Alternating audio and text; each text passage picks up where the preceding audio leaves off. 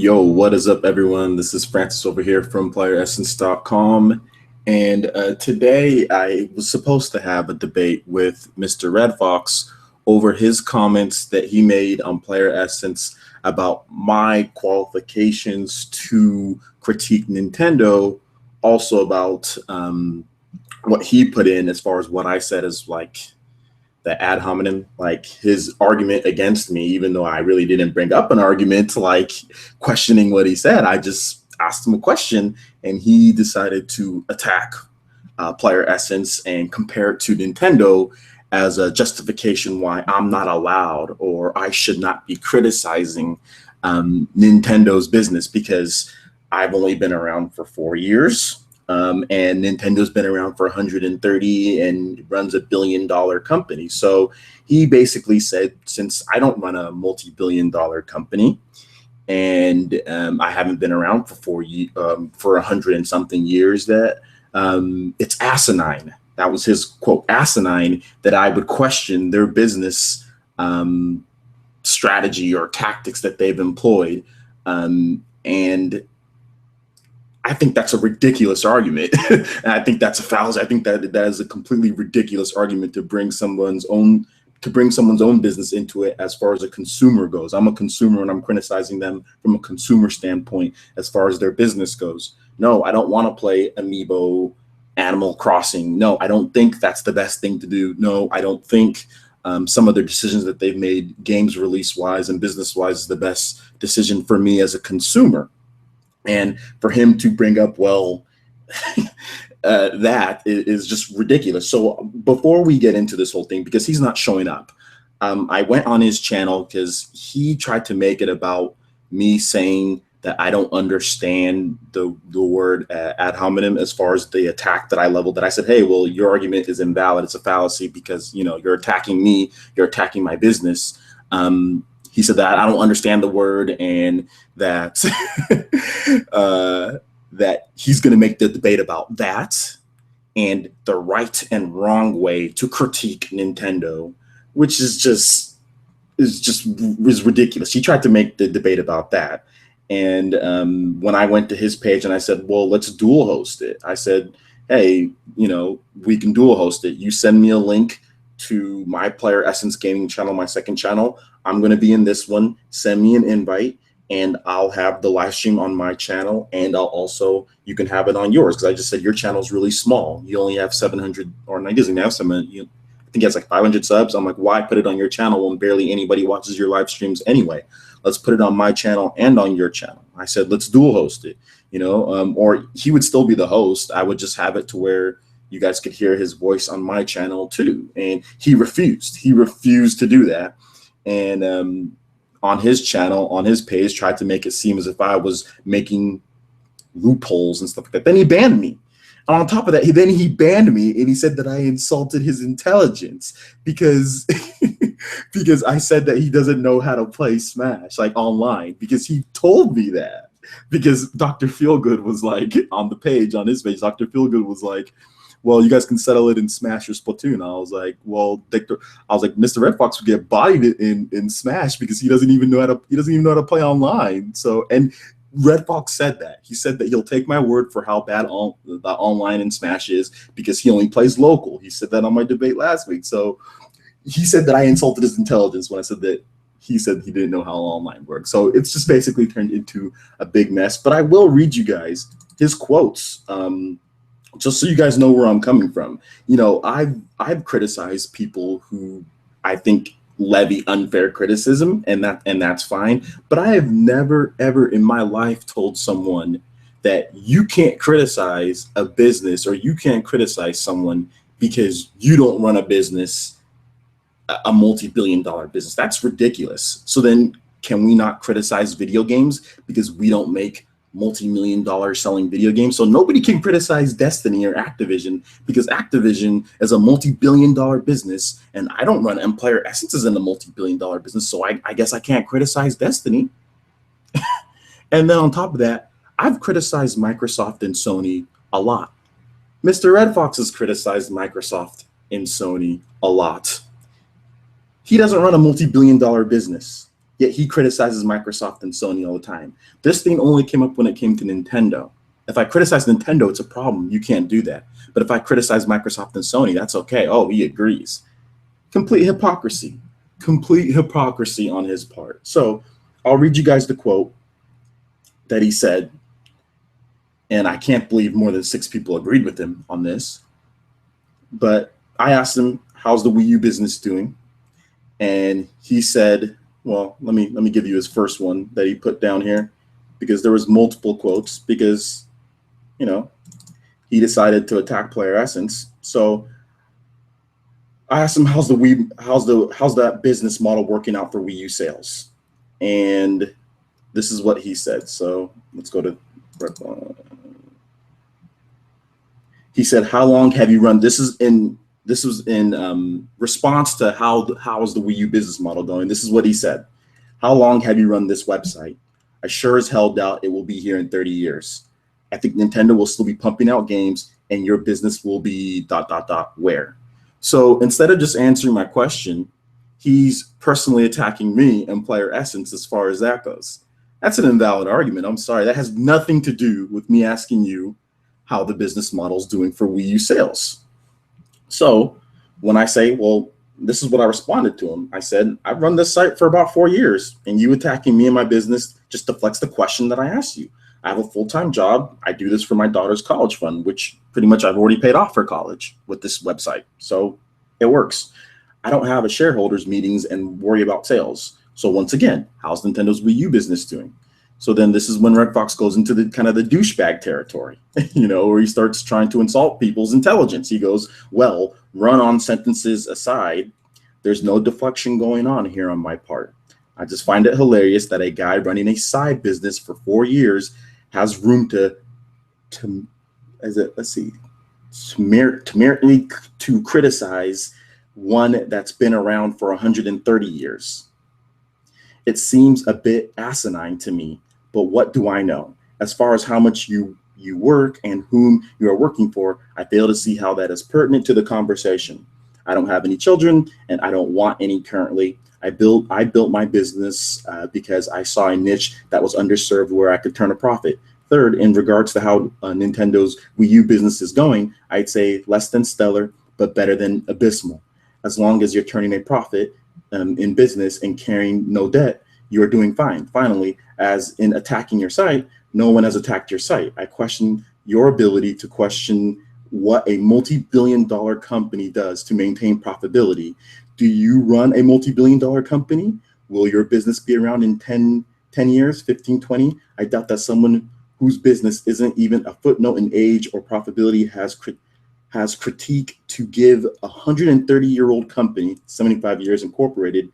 It's like a 4-year-old telling a 35-year-old person what to do. The relationship is skewed. See, that is the biggest load of BS I've ever heard. And it's a hypocrite. His business has not been around for that long, yet he likes to criticize Microsoft and Sony, who have been around for a multitude of years and who run billion-dollar businesses. So it's only when it comes to Nintendo. See, and this is the reason why I wanted to debate him on this, because I think people who say stuff like this is ridiculous. As a consumer, I've been playing Nintendo video games since 1990, okay? I am more than qualified to question Nintendo when I feel like I'm getting the raw deal from a business side, from a consumer point of view, okay? I'm more than qualified to do that. And his whole argument is invalid in my opinion, but whatever. If anybody actually thinks that it's okay to say, oh, well, you haven't been around for this many years, so you can't criticize a company, that's just absolutely ridiculous. Anybody is allowed to criticize a company if they feel that there's something wrong. As consumers, that's our right.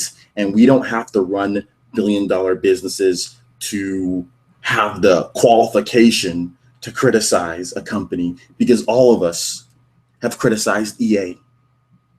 They're a multi-billion-dollar company. All of us has criticized Activision. All of us has criticized many companies. All of us has, And my personal site has nothing to do with me saying how's Nintendo's Wii U business doing, because, and here's the thing, I didn't even say that it was abysmal. He puts words in my mouth and saying, oh, well, it's not abysmal. I never said it was abysmal. I never said Nintendo's, you know, the Wii U's is abysmal, but I will say that Nintendo's sales are definitely less than ideal. And if it wasn't for Amiibo and 3DS, there would be some issues. There'd be some serious issues.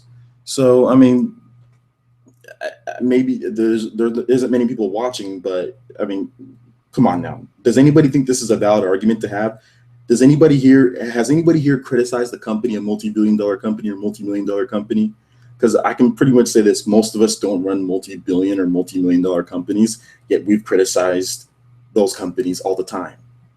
When Microsoft pulled that crap with DRM and with what they were trying to do with the Xbox One, everybody criticized them. But I guess we shouldn't criticize Microsoft because they're a multi-billion-dollar company, right? We shouldn't criticize Microsoft. Let's not do that. As a consumer, it is your right to criticize Nintendo. You do not need any qualifications, from the biggest haters on YouTube to the people who defend Nintendo all the time.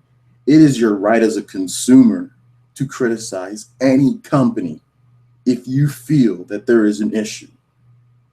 It's your right. You pay money. I spent $150 on Wii U. I've spent $250 on Nintendo 3DS. I've spent thousands of dollars on video games. For someone to come on my site and tell me, or tell anyone, that you can't criticize their business because you don't run a multi-million-dollar business. It's like telling a 4-year-old. It's like a 4-year-old telling a 35-year-old what to do. No, it's not. That comparison is stupid, because 4-year-olds lack the common knowledge of just what an adult would have in the first place. And I never told Nintendo as far as what they should do business-wise, like critical business decisions. I've never told them anything like that. All I've said is that I want more games. I want more games. I want better games. And I don't like the Amiibo stuff like that. I don't think that's good for business, in my opinion. Like, not Amiibo stuff. I meant like Animal Crossing Amiibo collector, or like that video game that they made, and like stuff like that. Like, I don't know if that's the best thing for business right now at this point. I don't know if making mini game collections and platformers is the best thing to do. Like, if that was the best strategy, you know? And that's my right as a consumer, because when I think about Nintendo, I don't think about just mini game collections and platformers. I think about RPGs. I think about action games. I think about lots of stuff. And so far this generation, Nintendo has really had 2 good years of the Wii U, which be 2013 was okay, and 2014 was their best year. And with all the rumors that are coming out, it seems like, like they're moving on to the NX and stuff. So I think that's about it. I'm not going to talk on this anymore. If you want, I'm not sure if Mr. Red Fox deleted his profile or not. I'm not sure if he did. My daughter's at the door. I'm not sure if Mr. Red Fox deleted his profile or not, but I have the links if you guys want to look at the links. But give me 1 second. My daughter's knocking on my door, so give me 1 second, guys.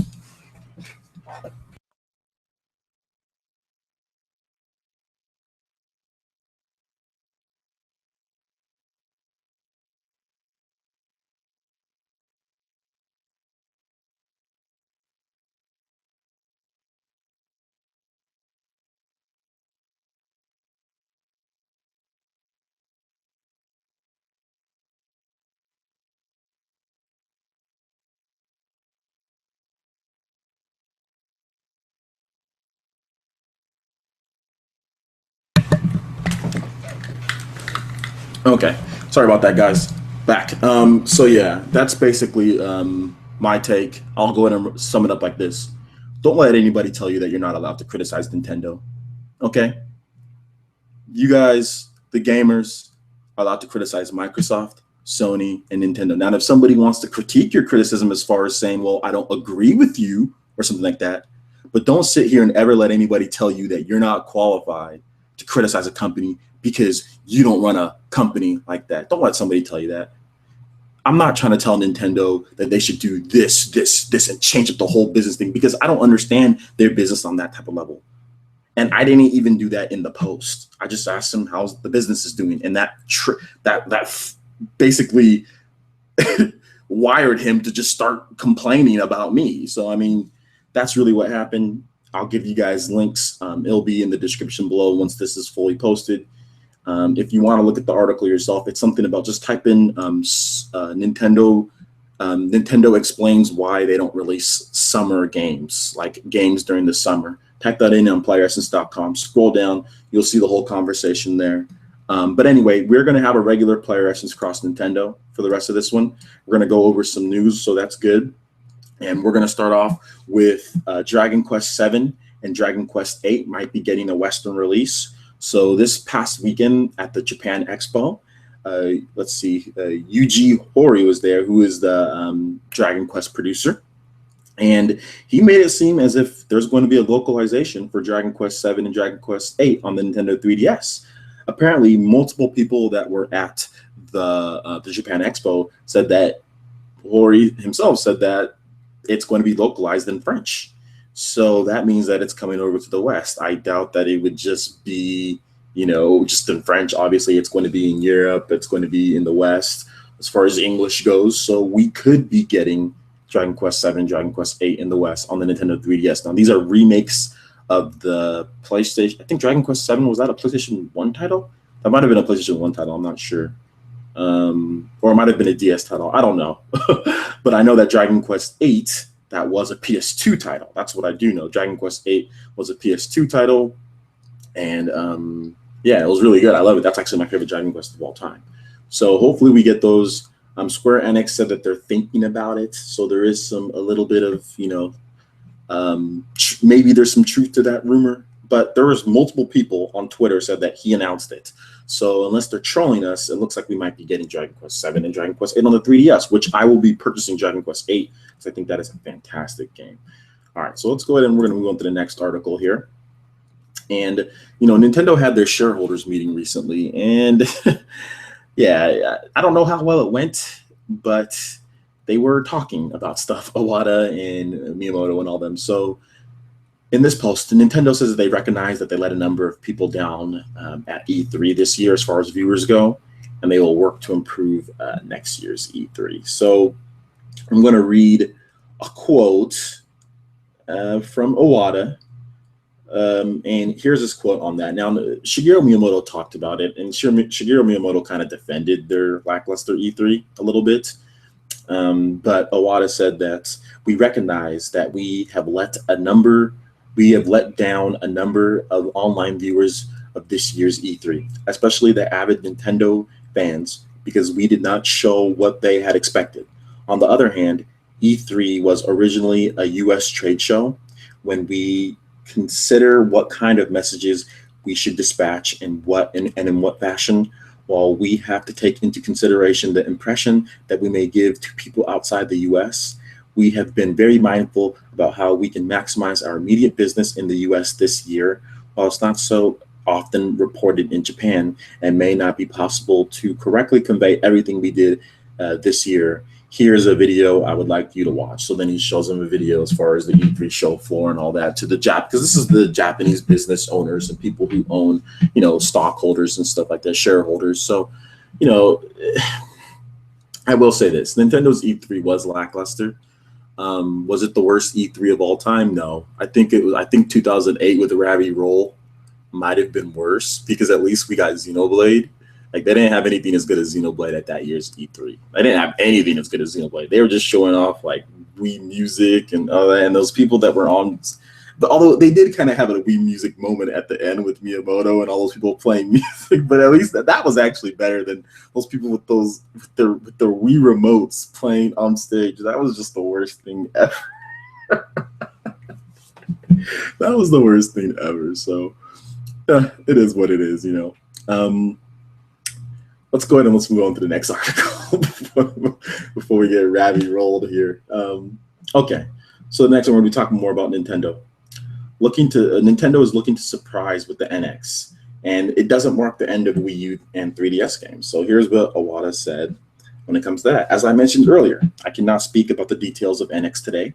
If I mention every detail of what we're newly thinking, it could be persuasive, but it could also give other companies the opportunity to come up with counter plans or implement ideas that they find interesting. there may also be the possibility that it will spoil the sense of surprise for consumers. Of course, these factors are all against the interest of the entire company, and they would ultimately harm the interest of our shareholders. So we appreciate your understanding in this respect. Regarding your concern about what will happen to Wii U or what will happen to Nintendo 3DS, the NX is a new platform, so the install base will have to be built up from zero. When NX is launched, there will already be a certain volume of 3DS and Wii U hardware widely existing in the market. So from a software business perspective, it would be highly inefficient to stop releasing titles for the Nintendo 3DS or Wii U right after the launch of NX.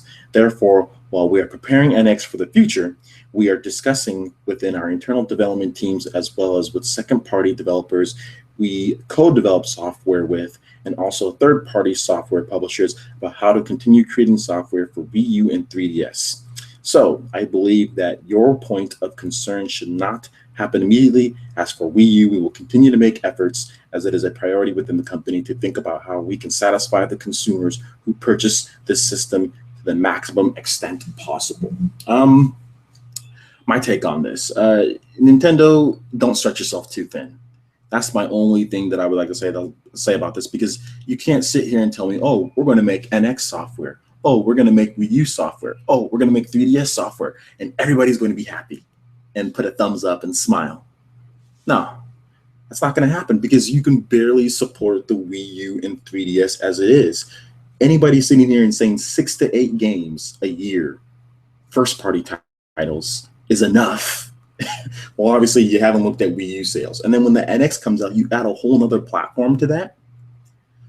No, you can't do it unless the NX can do software emulation to where like it's backwards compatible, but not in the actual chipset, but like software emulation like Microsoft is doing with the Xbox 360, and certain titles, maybe big titles like Bayonetta 2 and stuff like that, can be popped into the NX and you can download the title online.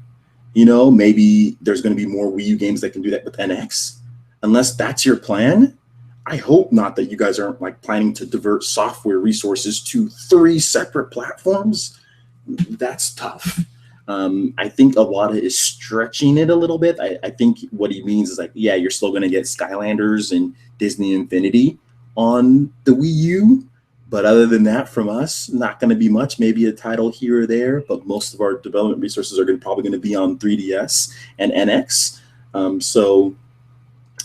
That's what I hope that he's talking about. And I don't think Nintendo's a smart business. I don't think they would sit here and actually think they can support 3 platforms legitimately. You know, like there's no way they can do that. They've proved that they can't support 2 legitimately. So we'll see.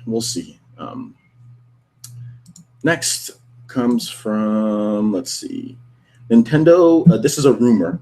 Okay, Nintendo starting pilot productions on Nintendo NX in October for 2016, for October 2016 launch, apparently, which this is just a weird rumor.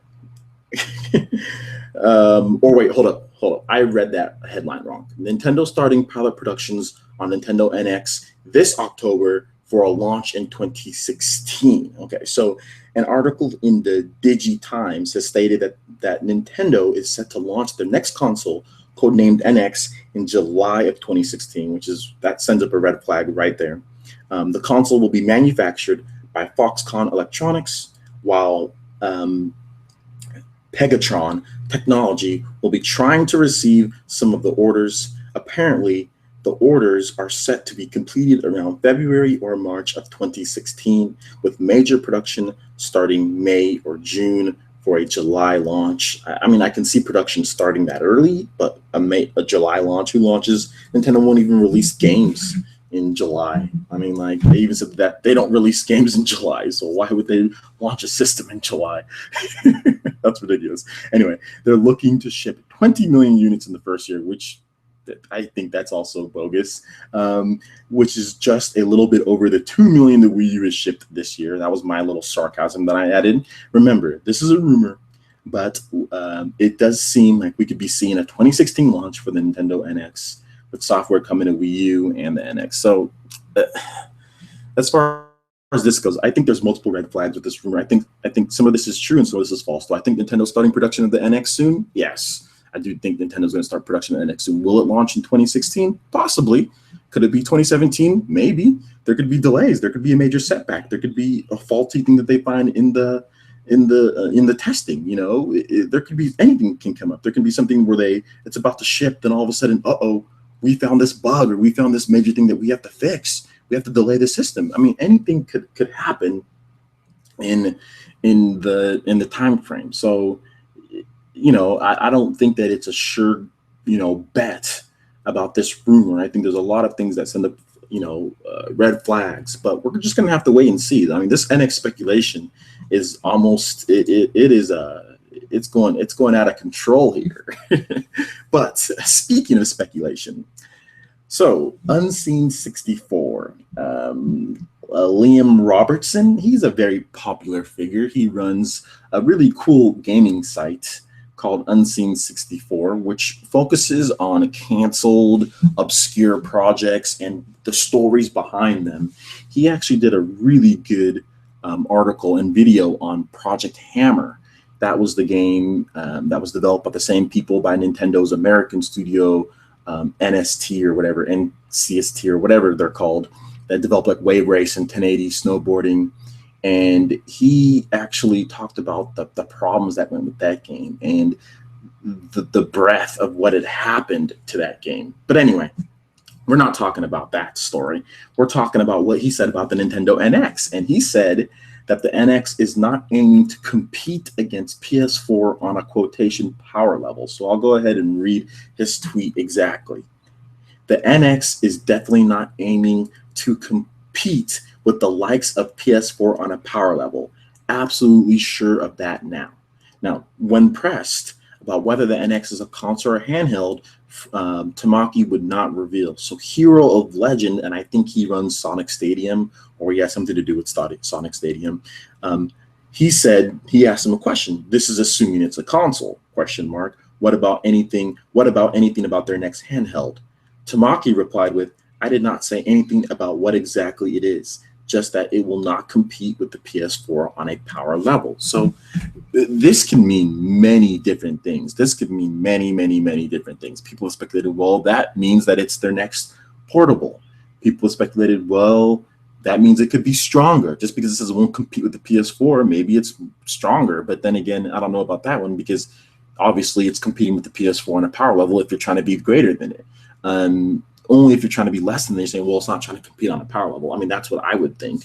Then at the same time, it can mean that it's not trying to do, like, there's lots of things that encompass the PS4's power. A lot of people, casual users, like to say, well, RAM and the type of RAM. You know, PS4 has the fastest RAM, and it has 8 gigabytes of like the fastest RAM.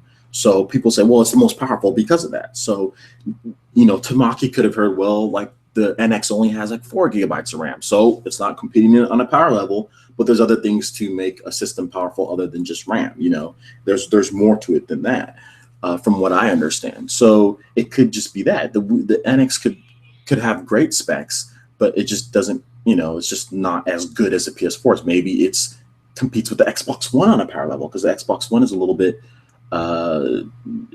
weaker. At least that's what the general consensus is. I don't know if that's 100% true or fact, but that's what some developers have conveyed, that the PS4 is a little bit stronger. So it could mean that it's competing with the Xbox One, or it's a little bit under the Xbox One. And if it's a little bit under the Xbox One, the third-party developers shouldn't have a problem with it. But we don't know what this console is. We don't know if it's a handheld. We don't know if it's a console. I mean, Reggie Fils-Aimé said it was a console. But we haven't seen the official confirmation. But Reggie Fils-Aimé did kind of say the NX was a console, and he did kind of say so did Tanabe. But we'll see. We have to wait and see on this one. Okay, let's move on. Evo 2015, Super Smash Bros. 4 and Ultra Street Fighter are the top entrants so far. So Ultra Street Fighter 4 has 2,227 entrants for Evo 2015. Super Smash Bros. For Wii U has 1,926 entrants. Super Smash Bros. Melee has 1,869 entrants. This is good news. If you want to know the rest of the list, I'll go ahead and run that down. Mortal Kombat X has 1,162 entrants. Guilty Gear XRD has 968 entrants. Ultimate Marvel vs. Capcom 3 has 816. Tekken 7 has 458. Persona 4 Arena Ultimax has 437. Killer Instinct, which only has 397. I thought Killer Instinct would have more than that. This is good news. One, because EVO is the biggest fighting game tournament in the world. There are still some jabronis out there that say that Smash Bros. Isn't a fighting game. I don't know how you can say it's not. It's at the biggest fighting game tournament in the world. I mean, like, it's some people still say it's not a fighting game, even though, I mean, I don't see Naruto Ultimate Ninja Storm here, you know, and I would say that's more of not a fighting game. I mean, even though it is a fighting game. But yeah, it's Super Smash Bros. It's here to stay. You've got 2 Smash Bros. You've got, 3,000 participants between the two, versions of the game. And the cool thing is that Bill Trinen, Nintendo's Bill Trinen, yeah, Miyamoto's personal assistant. You guys all thought he was fired. Nope, he's just going to EVO instead. So Bill Trinen will be competing in EVO. And he uses Rosalina and Yoshi. Those are his 2 mains. And, he's pretty good. I think he's one of the best. Him and Corey are the 2 best Super Smash Bros. Players in Nintendo's Treehouse. They're Nintendo's Treehouse team. Corey's good. I've seen him play at E3. He was playing against some of the top players. I think items were on and stuff, though. But I've seen his movement and stuff. He's decent at the game. And Bill Trinen, I've seen what he could do. He has a mean Rosalina, I don't know if he's quite the buzz level quality, but he does have a mean Rosalina. So it's going to be interesting to see how he places and see if he even gets past his bracket. I mean, I doubt it, but we'll see. We will see. Okay, next story here. Iwata comments on the Nintendo 3DS and the Wii U's slow launches. Nintendo NX will be offered uniquely, he says. So, and this is another long one here, guys. So buckle up. So, during the Nintendo shareholders meeting, Iwata was asked a question about, well, 3DS had a slow launch. The Wii U had a slow launch. What are you going to do to make sure the NX doesn't have a slow launch? And here's what Iwata said. The situation for Nintendo 3DS and Wii U is in line in what you mentioned. For Wii U in particular, it cannot be said that it had a successful launch. As for 3DS, in Japan, there was a temporary slowdown, but we managed to make a recovery by offering a number of initiatives collectively. On the other hand, Wii U has not been able to recover at this point. Because of this, the size of the install base compared to the DS and Wii eras appears not to be as solid, and this is reflected in the company's profitability. But taking a look back, it was not the case with the Nintendo DS, sold a huge momentum from the beginning. When it first started to lose momentum, we offered a number of titles from a new genre, such as Nintendogs or Brain Age, train your brain in minutes a day. And these titles were widely accepted, even by those who have never played video games in the past. This sequence of events led to a very large business. The platform business can sometimes be referred to as a momentum business. Thus, it is ideal to have a jump start and drive momentum. Looking back at some of Nintendo's past platforms, this ideal launch has been achieved 100% by perhaps only Wii. Even the Nintendo DS launch had areas in which we could have done better. I cannot disagree with your indication that Wii U is experiencing the most unfavorable situation. Since the word NX has been mentioned, please let me elaborate. When Nintendo announced the collaboration with DNA on March 17th of this year, I mentioned that Nintendo is currently developing a new dedicated video game system codenamed NX. The reason I mentioned this was, at the time, there were more than a certain number of people that thought Nintendo would give up on dedicated game system business and concentrate on smart device applications development, or that Nintendo should take that path. In addition, such tone could be seen frequently through the media. I felt it was necessary to communicate that Nintendo is not pessimistic about the future of the dedicated game system business, but rather more more and more eager to continue it. On the other hand, details on the new platform essentially should come later. This is because the entertainment business has an aspect where there is a value in surprising consumers. It is not convincing enough to the consumer if we describe how the magic works before actually showing it to them, then expecting them to be surprised or delighted. Having the element of surprise or doing the unexpected in the premise for the introduction of new ideas and having them welcome with surprise. That is why I have been repeatedly saying that the next news on the NX will not be announced during 2015, but will be announced in 2016. Nevertheless, since NX has news value, when I am interviewed on various occasions, I am asked about it almost every time. I will not share details on NX today, but with regard to the launch of Nintendo 3DS and Wii U not necessarily having progressed well and not acquiring sufficient support from software publishers, we intend to offer NX through a Nintendo-like solution. Thank you for understanding that we are making various considerations and preparations in order to avoid what happened with the previous generations. On a different note, I believe the standard for software publishers in selecting what hardware to provide their games for is the install base after all. The larger the install base, or more it is believed that the install base will largely expand, there's an aspect that more software publishers are likely to join in. On the other hand, Nintendo is collaborating with various software publishers at E3, which was held in the US and is a large trade show in video game industry. We received many proposals for joint, and my daughter's crying right by my door. Give me a second, guys.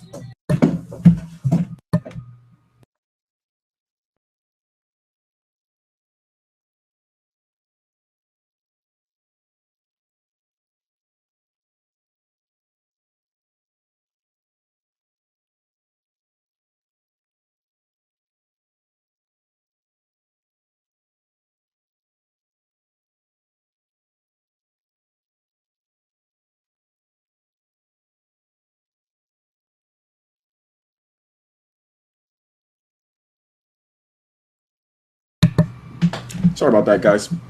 Got to tend to the daughter in a little bit. All right, so let me go ahead and I'll start off on that last paragraph again.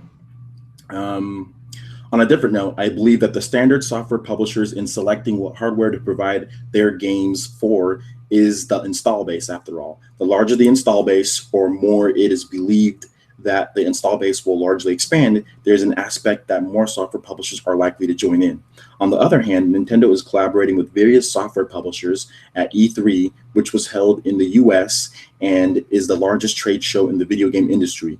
We received many proposals for joint initiatives. In addition, Japanese software publishers have close relationships with our licensing department on a regular basis. As for collaborations with software publishers or their games, please consider that there are various ongoing projects below the surface. So this is interesting because there was rumors that came out that Nintendo showed or talked to various third-party developers at E3 about the Nintendo NX, and although he did not allude to that, he actually did say, he said that Nintendo talked to, Iwata did say that Nintendo talked to various publishers at E3 about software, and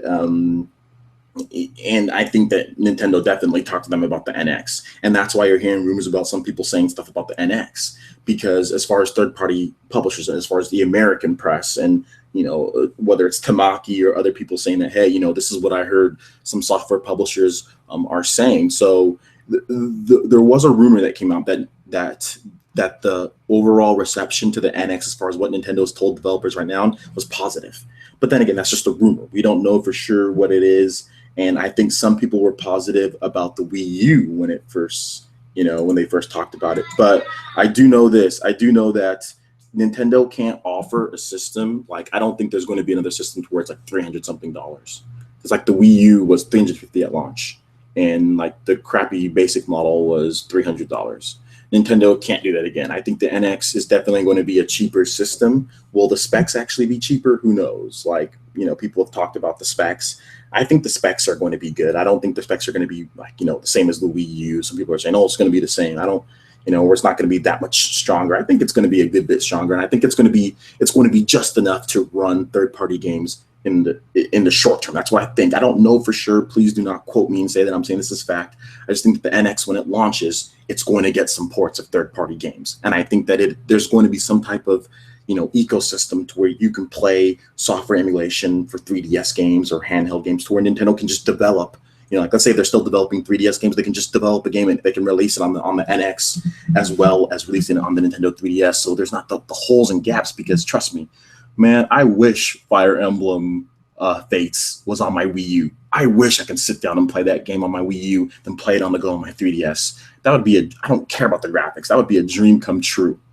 I wish I can play what else? Like Awakening. I wish I can play Yokai Watch on my Wii U. I wish I could play those games. Graphics wouldn't be a problem to me. It would just be games. I mean, games are games. If Nintendo had those games on both of their systems, then this would be a completely different situation. And I think that's what the NX is. The NX is a solution, whether it's a handheld or a console, I don't know. But whatever it is, I think it's a solution to Nintendo's struggles in software as far as developing software for multiple systems. So yeah, that's what I think. So we'll see. We will see. So that is all the news that I have for you guys here. But I do want to fill out the hour. So if you have a question, please put it in the Q&A app. Oh, and I see a number of people do have some questions. So let's go ahead and let's answer these. If you have any questions, hit the bottom left-hand corner, hit that link. That'll take you over to the Q&A, the Google Hangout place. You can click the top right-hand corner. That'll get you over to the questions app. You can ask me a question, and I'll answer questions for about the next 20 minutes or so. Okay. This one comes from Capable Tie 7. What would be a worse decision, Nintendo calling NX the Wii U 2 or making it less powerful than the PS4? Calling it the Wii U 2. That would be the worst decision Nintendo's ever made outside of the Virtual Boy or 64DD or something like that. That would be the worst decision, because if it's less powerful than the PS4, that's okay. What if it's as powerful as the Xbox One? Right? What if it's $199? What if it's slightly less powerful than the Xbox One, but it's $199? Like if it's $199 and you can like let's say there's software emulation to where you can play Wii U titles through, like if you have the disc and like you can download it, like Nintendo's made like digital versions for the NX as well, and you can play 3DS titles. And plus they're gonna have NX titles. So right off the bat, you have this huge library of games to play. Plus there's gonna be easy ports for other third-party developers, and we might get some third-party games. And if it's $199, it's going to sell better than the Wii U. Is it going to sell as good as a PS4? Probably not. A lot of people have lost their faith in Nintendo, and people go to the PS4 because you're going to get a powerful system, you're going to get great graphics, you're going to get and full third-party support, and you're going to get exclusive DLC because that's what Sony spends their money on, and you're going to get games from Naughty Dog, you're going to get games, The Last Guardian, you're going to get games from Guerrilla Games, Horizon. That Sony is going to make a platform that's going to be around here for a long time, So there's people that want that. There's a lot of people that want that. They say they want to buy a system, and that's all, and they want to make sure that system's supported for the next 7 or 8 years. Unfortunately, Nintendo is not in that situation, that they have to make this NX like a stopgap to counteract what's going on with the Wii U, because the Wii U business isn't good. But it's going to take a little bit of time to recover from the Wii U. It's going to take a generation or two for Nintendo to recover. I think when the PS5 and the next Xbox comes out, Nintendo will be ready with their next system to compete. But it's going to take a little bit of time for them to recover from the Wii U. So it is what it is. But to answer your question in full, it would be horrible if Nintendo called it the Wii U 2. That would be the worst thing in the world. Like, they better not. Okay. Next question comes from King Grimpachi, who's a really cool dude. Make sure you check out his channel when you get a chance. Francis, I have Xenoblade on the 3DS. Is there a way to track side quests? Meaning telling them, Anime is right by my door yelling Dada. My daughter, she's crazy. Is there a way to track side quests? Meaning telling me where to go. And I feel that Xenoblade is so big, I don't think you need another game for a long time. Is there a way to track side quests? Yeah, I think so. There's always like a little indicator. If you go and you click on it, it should tell you where to go. But I do think that some side quests, like you just have to go find them anywhere. But yeah, I'm not 100% sure on that. I thought it does tell you like how to track them, but I don't think that there's an actual like tracking device like Xenoblade Chronicles X where there's actually like a ball that tells you where to go. So I don't think they have that exactly for all the quests in Xenoblade on the 3DS. I could be wrong though. He said, and I feel that Xenoblade is so big, I don't think you need another game for a long time. Yeah, it's huge. I mean, but Xenoblade Chronicles X is coming out this December, so there's going to be another one. Anyway, good question. Next question comes from Capable Tie 7. What do you think about the bad excuses they gave for not showing Zelda U, and would it have been enough to save their E3? I think it would have been significantly improved the reaction. Yeah, I think if they showed Zelda at this year's E3, it definitely would have been enough to push people like, okay, well, hey, you know what? A lot of the E3 sucked, but hey, that was really good. I think Metroid Other M was one of those, could be an example of that, because back in 2008, Nintendo, or was it 2009, Nintendo had a kind of a lackluster showing. Then at the very end, they showed Metroid Other M, and it was like, oh, this is amazing, you know? So it could have been that way, because even in that same press conference, they showed Mario Galaxy 2, you know, and my daughter is knocking. Just 1 second, guys. I gotta let her know I'm doing a podcast, and she's knocking.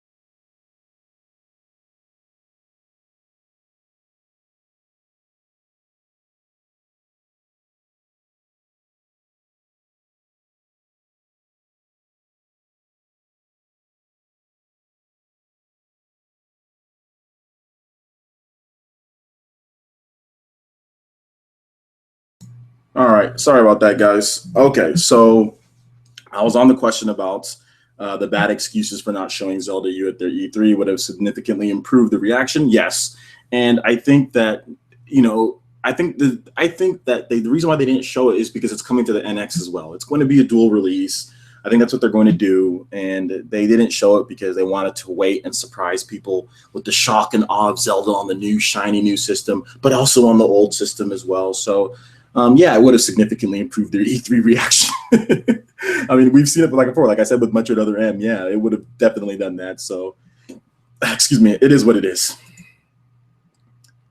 All right, next question comes from Wanderley. What's up, dude? And this is something that I wouldn't expect him to say. Should they get rid of Reggie? Iwata has succeeded in getting third-party exclusives and collaborations in Japan, but Reggie has completely failed in the West to even get multi-plats seeing release on PS3 and Xbox 360. I'm not going to sit here and say they should get rid of Reggie because, you know, Reggie's job encompasses more than just getting multi-plats. Reggie's job incorporates them selling lots of stuff, selling 3DS. So he's done really well on the 3DS. He's done well as far as that goes. selling that system, especially in today's market with smartphones and stuff like that, where kids can easily get those. He's done a good job of selling the 2DS, and he's done a good job of selling the 3DS in America. But I'm not going to sit here and say that he can. Now, if you think that he should, or if other people think that he should, I don't have a problem with people, saying that. Like, I don't necessarily agree with it, but it's definitely their right. If, as a consumer, it is definitely your right to say, I don't think Reggie's doing a good job. I feel there should be somebody else that should do better. Now, I personally don't think that they should get rid of him at this point. But if the NX launches and the NX doesn't have third-party support, and if it's just indies and it's like mobile games, and like they continue like making just platformers and mini game collections, then I'm going to be to the point to where I might have to start talking about, that type of stuff. Because, with the Wii U, I should make a video on it, but if you count how many platformers and mini game collections there are to RPG games, the balance is so off. It's like for every, there's no first party RPG games on the Wii U that everybody can buy. So release Xenoblade Chronicles is the first one. That's the only major one. In total, there's only 3 RPGs on the Wii U, like big RPGs. There's Deus Ex, there's Mass Effect 3, and Xenoblade coming out. Then we have Shin Megami Tensei, Cross Fire Emblem, but there's just not much. And yet there's like a million platformers and mini game collections. We don't have enough action games. I think Nintendo overall, just this generation, it just kind of crumbled. So let's see what they do next generation. And if there's problems, then there might be somebody that takes Reggie's place. All right, next question comes from Capable Tie 7. Did you see that Team Dog won because of popularity? I don't think that should have been part of who won. That's the Splatoon thing. I was playing Smash Bros. I didn't participate in that, so I didn't know. So yeah, I don't know. I guess, is that bad? I think it's bad. All right, next question comes from Jay Turner. How credible do you think Unseen 64's rumor is about NX not competing with PS4 on a power level? I hope it doesn't mean that NX is another underpowered system. How credible is it? If I give you a percentage-wise, I think it's about 50% credible. Because one, I know that he has contacts that were at E3, or he might have been at E3, and I know that he has contacts. But then again, at the same time, the specs for the NX might not be done. So it could be just the initial specs. There could be more stuff that they're planning on doing. Nintendo could change their mind. Anything could happen from this point. It could be cloud computing. Nintendo has cloud technology. Remember, Nintendo TV is cloud. There could be cloud computing to where it makes the system stronger or whatever, or can help with the processing like Microsoft does with the Xbox One. So you never know. We just have to wait and see. I don't think the NX will be an underpowered system. And if it is underpowered, at least it'll be cheaper. And I don't think there's going to be any like gimmick, like Wii U gamepad gimmick. I don't think there's going to be anything like that. I think it's going to be a straight up just controller. We can just play our games with pretty good graphics for a good price. Maybe $50 for digital titles. Maybe there's a huge hard drive to where you can store your games. I don't know. So we just have to wait and see, because if this thing can play 3DS games, the next handheld games, the next generation handheld games, if it's a home console, and it can do like certain Wii U titles that Nintendo deems are good for the system. So like, let's say like Smash Bros. And Bayonetta 2. If it can do all that, like, trust me, I don't think people are gonna care that it's underpowered compared to the PS4. They're gonna be like, this is gonna be my Nintendo box. I'm gonna get all those games that I can play. So I think it really just depends on what it is, Final question from Capable Tie. Final question.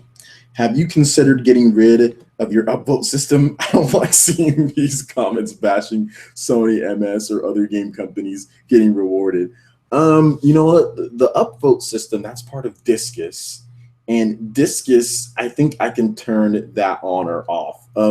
Yeah, I noticed that. Like when Redbox was saying that I shouldn't bash or I can't critique Nintendo or I question someone's ability to create Nintendo when your business is not a multi-million-dollar business and you might not be around in 10 to 30 years or wherever.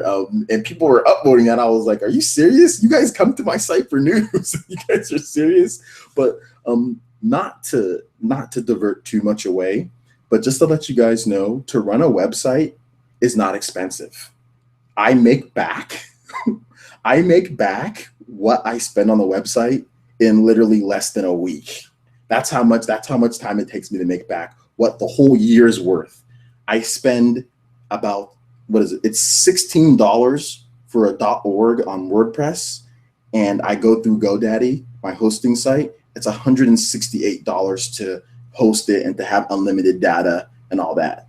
Okay, so total, it's less than $200 to run PlayerEssence on a yearly scale. It cost me $200 to run the website. Okay, just to let you guys know, I get enough traffic to go to E3, so I'm making some money off the site. And on top of that, PlayerEssence just isn't about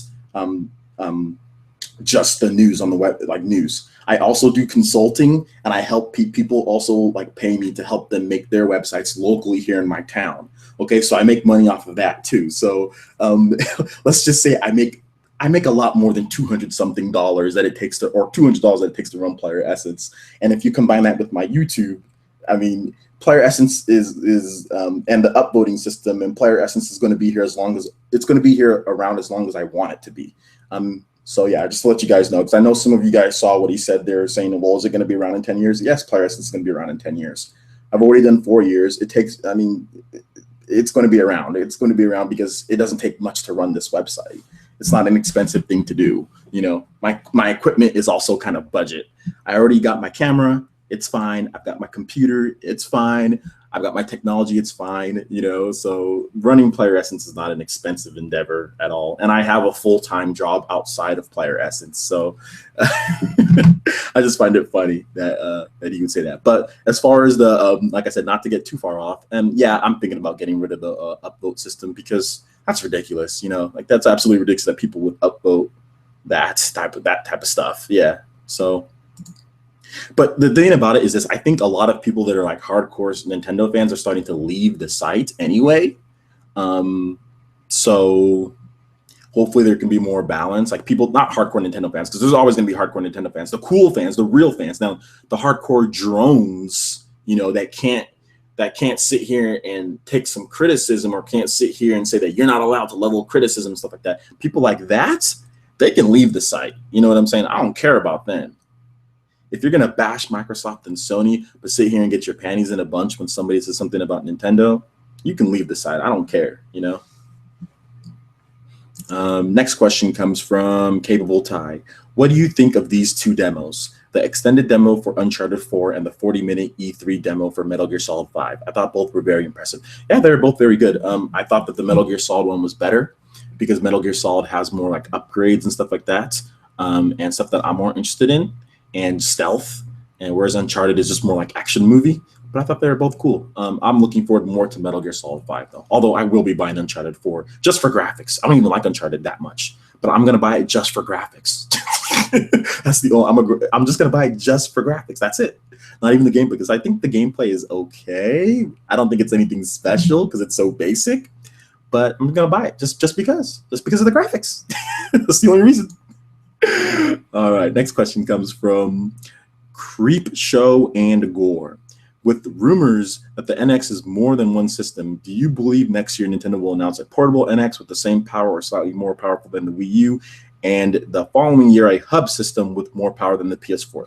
That could be a definite possibility. That could be a possibility where the NX is a hub system to where, let's say you could possibly even connect it. It's a portable, but you can connect it to your TV and play it as a console. And then the following year, maybe they announce something else like a PS Vita type application to where it can boost the power. Yeah, it can definitely be that. We don't know what the NX is, but we do know that it is going to be something very different. It is not going to be, it's going to be a traditional game console. It's going to be a console, but it's definitely going to be something different. It's not going to be what they've done with the Wii U and stuff like that. So we're just going to have to wait and see. Next question comes from Capable Tie 7. What one launch title would you want Nintendo to make for NX? I would want a Pokemon game that isn't a spinoff. I just actually finished the script for my dream NX launch lineup. So yeah, you're gonna hear about that soon. But to kind of just talk about one game, I would love for there to be a Metroid game, that incorporate like that encompasses like skill points and stuff like that, and upgrades, and open world with smaller subsections for Metroidvania style action, secrets to unlock, upgrades to find, not just missile expansions, like I want like real upgrades, real skill points. Like, if you guys ever played like Batman Arkham Knight or Batman Arkham City, like whenever you complete certain quests, like you get skill points, and then you can use those skill points to get new abilities. Like I want real upgrades and like stuff like that. Not like you found a new missile expansion, so now you have 10 missiles instead of 5 missiles. Now you have 15 missiles instead of 20 missiles. Now you have 4 missiles instead of 16 missiles. Like I know I went backwards with that one, but I mean, I really don't like that formula. I know it's classic Metroid, and I don't mind if they keep that, but I really would want them to reinvent Metroid, and to where you can have those missile expansions, but you can also have like some of the like upgrades, like real skill points and upgrades, like stuff like that. So, but that would be my dream. But yeah, Pokemon, yeah, that'd be cool too. Okay, next question comes from Jay Turner. Jay Turner. By the way, I just got a PS3 and I really do like it. Lots of games I really missed out on a Nintendo, as a Nintendo gamer only.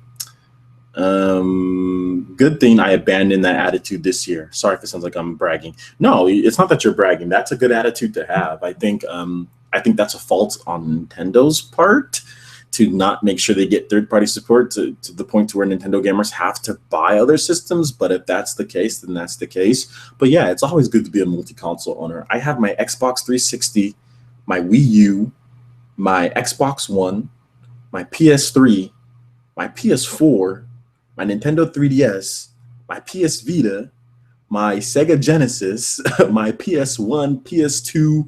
I have so many consoles, and you only live once, and to miss out on things because you only like a certain company is stupid, in my opinion. And if you have reasons to not buy a system, then that's fine. But I'm not going to miss out on Uncharted, or I'm not going to miss out on Bloodborne, or I'm not going to miss out on certain games because I like Nintendo the most. I've never been a Nintendo only gamer, so that's just my take. I've always been a multi-platform. The only time that I was a Nintendo only gamer is when I was younger, like the NES, the Super Nintendo, Nintendo 64, and then when it came to the 6th generation, like GameCube, PS2, and all that, I bought the GameCube first. But I had a Dreamcast before that.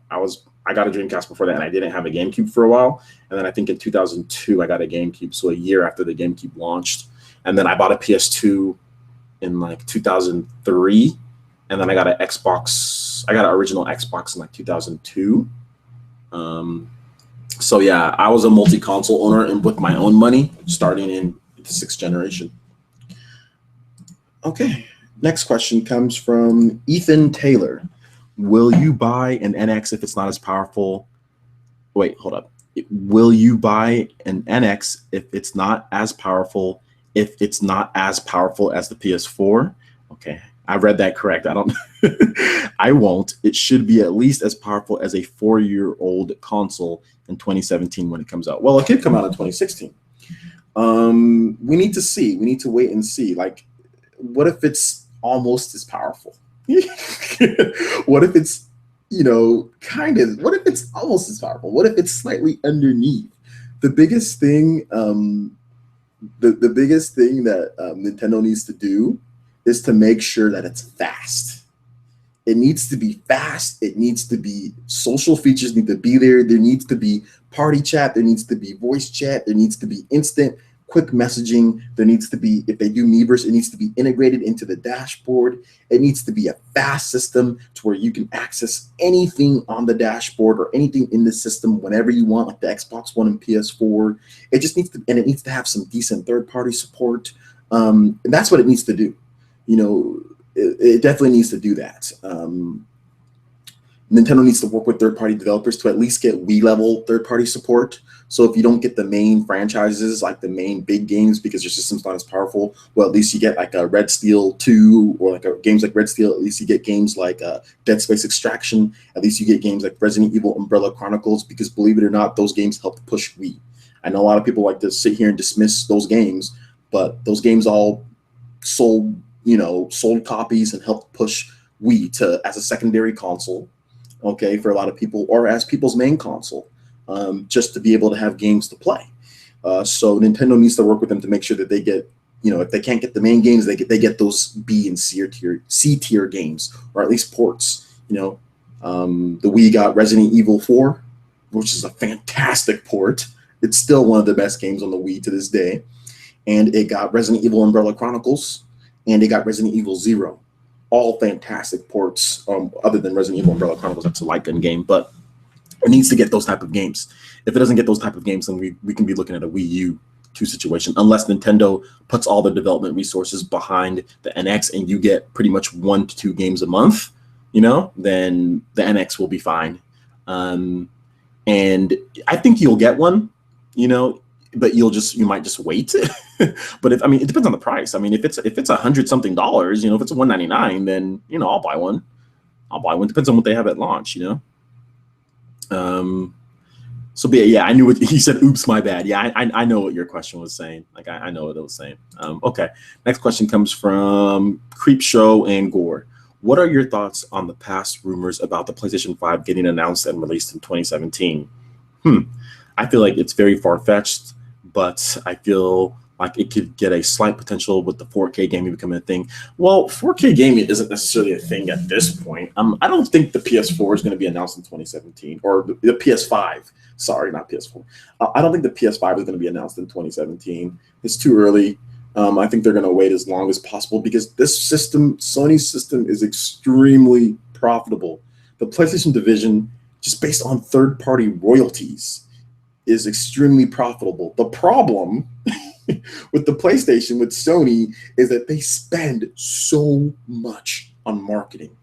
They spend millions upon millions upon millions of dollars on marketing. Like, their marketing budget is insane with the PS4.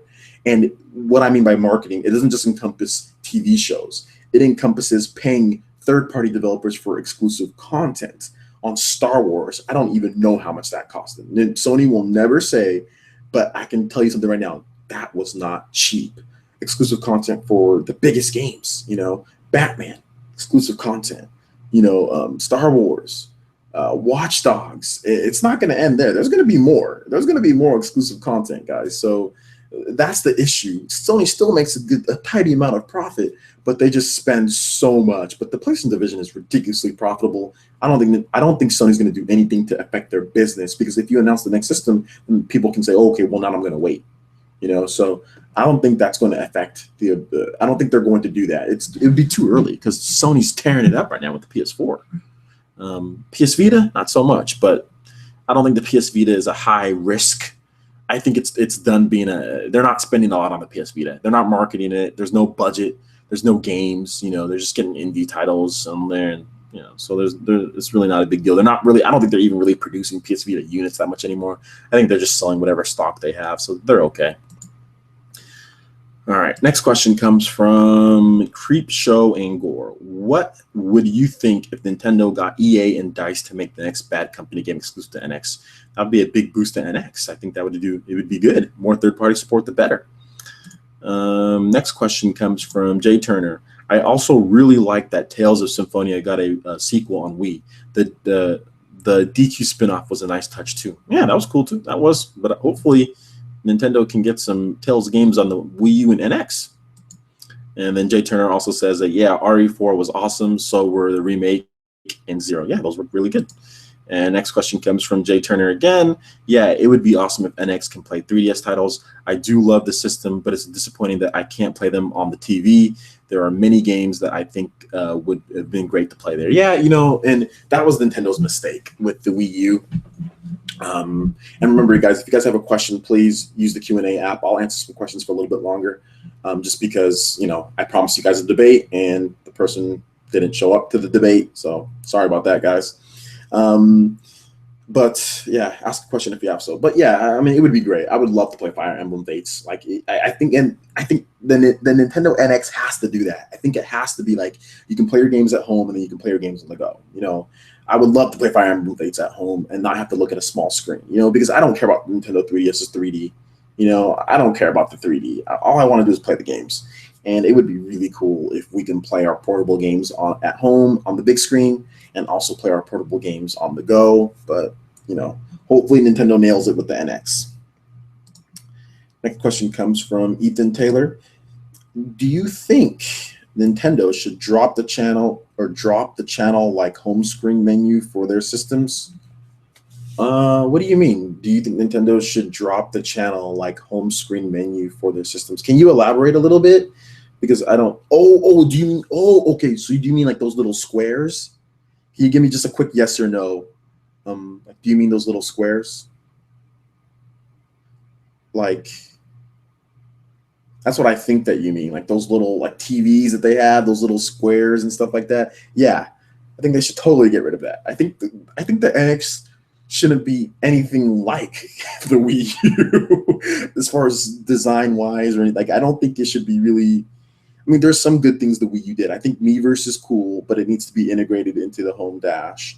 I think what else is cool? I think the fact that Wii U has like a lot of different control options, that's cool, but it also can confuse consumers. I think there just needs to be one controller, one system, one name, good name, and yeah. Okay, yeah, so that's what he means. He does mean that. Yeah, Nintendo should definitely drop that.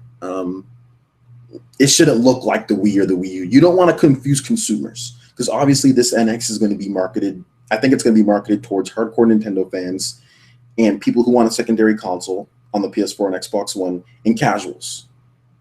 Like, that's who it's going to be marketed towards. So I do think that, yeah, Nintendo needs to drop that home system. Just drop it, like, you know, and make sure that the NX is a fast system to where you can press the home button and it goes right into like a dash like the Xbox One or like the PS4 and you can view anything you want, you know, like that's what it should be. Like the PS4 and Xbox One are so fast, in my opinion, at least. I know there's some Xbox and PlayStation 4 gamers that think that, you know, that it isn't very fast. But, you know, when I'm playing Batman Arkham Knight on my Xbox One, I can press the home button.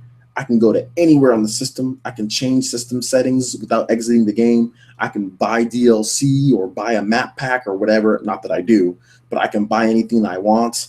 I can do whatever I want. Having a game playing doesn't restrict the system. The Wii U, when you're playing a game, you can only access certain things. You can't access everything. You can't go into your system settings. You can't access everything. You can access a lot of things, but you can't access everything. So I definitely think that Nintendo, like you, for instance, like you can't access like your home menu to go straight to a different game, you know? So I do think that they need to change that up. And it's funny because the 3DS can do that, but the Wii U can't, which is very weird. Anyway, next question comes from Jay Turner. Yes, I would love for more Tales games to come to NX. Tales of Symphonia was one of my favorite games of all time. I think Hideo Baba did at one time express interest for doing so on Wii U, but the NX at this point might be a better move. Yeah, I love Tales of Symphonia. I think that it's a great game, and I would love to see them do more. Nintendo just needs to make sure the system is successful. They need to make sure that it has a lot of content on there, because I think the only reason why we got Tales games on the Wii, or we got that Tales game, and the reason why we got so much B and C tier games on the Wii was because it sold so much. That's the only reason it sold. I mean, that we got those games is because the Wii was just a killer in sales. So yeah, hopefully. We have another question from Jay Turner. Sorry if this is irrelevant, but I just started a Google video hangout myself. Maybe we could do discussion on one of your videos together someday. Yeah, maybe next week. Sure, that sounds like a good idea. Just get in contact with me, and maybe we can work something out. All right. So okay, I thought we had the last question, but nope. We have one more from Wanderley. How do you get Western third parties to support their next system? The PS4 has a user base already there for them. What incentive do they have to help grow a new user base with Nintendo's next console? See, and that's the interesting question. From a business perspective, I'll tell you from my own business, how do I get people to come to PlayerEssence? Well, you offer something unique. You offer no BS attached. You offer free. Web PlayerEssence is free, so that gets people to come. You offer certain types of incentives, like as far as the style of reporting. You offer a community that could grow. And those are the things that I did to help PlayerEssence grow to what it is. Because when I first started out, PlayerEssence was so weak and so small and nobody knew about it. I didn't qualify for E3 in 2013. But in 2014 and 2015, my traffic 10-tupled. I think I grew 20 times in size as far as traffic goes because of what I'm offering, and because I'm offering stuff that other sites don't offer at cheap. Some sites try to, gouge you for money and put ads all over the place and stuff like that, and put them in your face and do stuff like that. And so I had to do things to do what they're not doing. So to answer your question, Nintendo needs to lower, what I would think from a business perspective, lower the royalty fees. Like if Microsoft and Sony are charging, like, let's just say theoretically they're charging $3 to $4, per game royalty fees, or $3 or whatever, you need to charge $1.50. Nintendo also needs to say, well, maybe we can help out with marketing. Maybe we can advertise the game front page. Like Microsoft, you can buy ad space on the home dash for your games. Maybe Nintendo can say, hey, on our home dash, we'll put your game there. We'll advertise your game better. We'll not just put it in the eShop, but we'll put it there without charging. We'll have a nice rotation system. Nintendo needs to do those things. They kind of need to bend over backwards without breaking their bank, without shelling out so much money. But they need to offer some incentives, because, the thing about it is, like, people say, okay, well, the royalties Nintendo needs to make on their system, they can't lower them. But if you don't get those games at all, you're not going to make anything off them. So I think Nintendo has proved, or this generation has proved, that Nintendo needs third-party support. So I just need to really go the extra mile to get that third-party support. Now, like I said, I'm not trying to tell a company how to run. I'm not trying to tell a multi-billion-dollar company what to do. I'm just saying what I think from a business owner, and what I did to help my business grow from dismal to the point to where I'm making a little bit of money. So I know Nintendo makes plenty of money, and I know that they have their business, but I think that can help with getting third parties. Next question comes from Creep Show and Gore. Would it be interesting if Nintendo made the NX a Steam OS machine? I think it'd be cool, but I doubt it happened. I think that would be amazing. If they made it like a Steam OS machine, and then to where you can there's like a special chip in there to where you can only play Nintendo titles.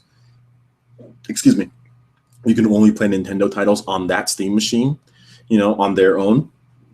Excuse me again. Sorry. I think that would be amazing. I think that would be so cool. That would be cool. I also think that there's a lot of stuff Nintendo can do. I think Nintendo's just in a weird position. Like it's just exciting. People will get mad when people speculate about the NX and stuff like that, because the Wii U and 3DS are still here. But it's just speculation.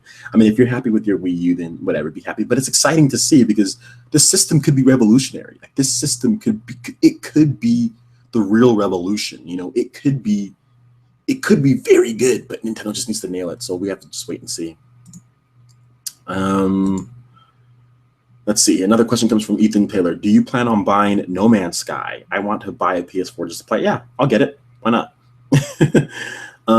Yeah, if you want to buy a PS4 just to get it, hopefully there's a price drop by the time it comes out. We'll see. Next question comes from Omega Metroid 93. Speaking on RPGs earlier, did you get Shin Megami Tensei Devil Survivor 2 on the 3DS? Many of the people who worked on that game are the same people who are working on Illusionary Revolutions, FE, or Shin Megami Tensei Crossfire Emblem, and it's interesting to see some similarities between them. I did not get that game, but that's really cool that people. But I did do a review roundup, and that game got really good reviews. So yeah, it's cool to see that they're working on Shin Megami Tensei Crossfire Emblem, because I think that game's going to be really fun. It's just super otaku, but that's okay. I think the battle system's fun. Let's see. Next question comes from Creep Showing Gore. Do you think that if Nintendo dropped the partnership program on YouTube, they'd get more exposure from YouTubers? They already get a ton of exposure from YouTubers. There are a lot of YouTubers that are just big YouTubers that are just dedicated to Nintendo, and there's a lot of YouTubers who just bash Nintendo. So Nintendo's getting exposure no matter what. I don't think if they dropped their creators program, they would get like a more support. I mean, like Nintendo content is still some of the most viewed content on YouTube, even by big YouTubers. Like I'll give you an example, like Shofu. You know, he has, I think, almost 600,000 subscribers. He does Nintendo content pretty much only. Ko Bannermani, he does Nintendo content. He has almost 1 million subscribers. Who else? Game Explain, they're pretty much exclusive Nintendo content. They have over 500,000 subscribers. And then there's places that just, you know, talk about Nintendo to bash them, or news in general, you know. And there's other YouTubers that are big that talk. I mean, there's like Proto Mario. He has like 300,000 subscribers, and he talks about Nintendo. You have people that are, who else? I mean, there's a lot of YouTubers that are Nintendo that talk about. I mean, who else?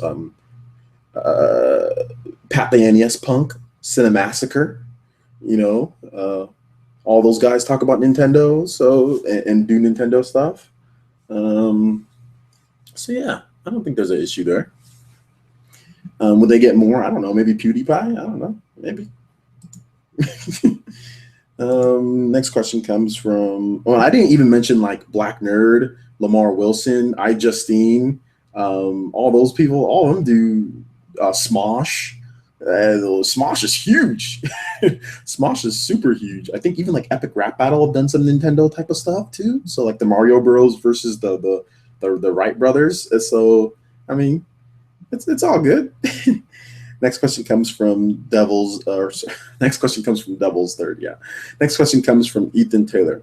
Do you think Devil's Third is going to come out on the NX? No, I don't think Devil's Third is going to come out on the NX. I think it's going to be a Wii U title. I think there's going to be some type of weird stipulation with it, like it's GameStop only, digital only, some type of BS in North America, because Nintendo is going to do stuff like that. So that's what I think. All right, so that basically wraps it up. Looks like I have no more questions. Thank you guys for coming to this PlayerEssence Cross Nintendo, which was supposed to be a debate. Remember, don't ever let anybody tell you what you can and can't critique.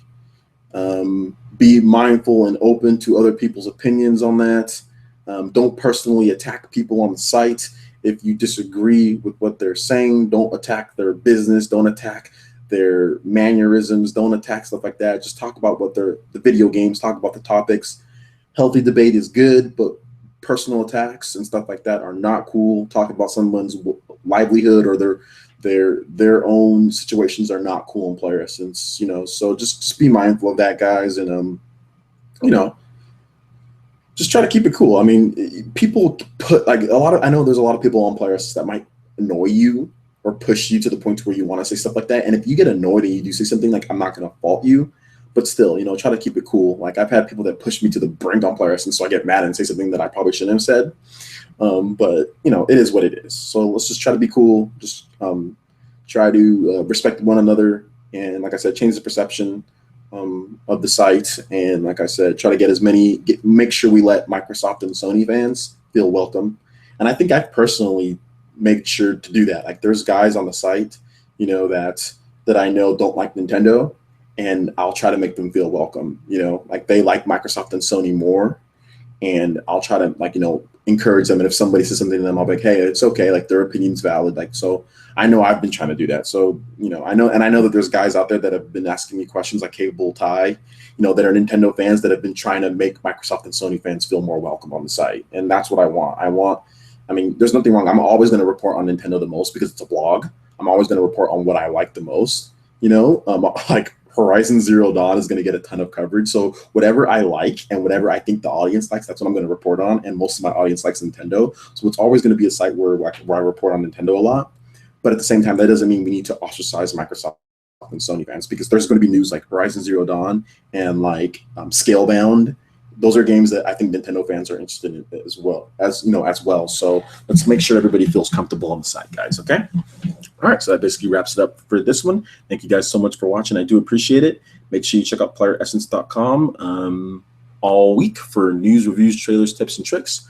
I'm working on my Batman Arkham Knight review, and I'm also working on my my dream launch lineup for the Nintendo NX. So look forward to those videos coming soon. And also I'll announce this at this point, I'll be having a 5,000 subscriber special soon once I hit 5,000 subscribers, and I'll be doing my Splatoon amiibo giveaway on that show live. I'll also be answering questions live.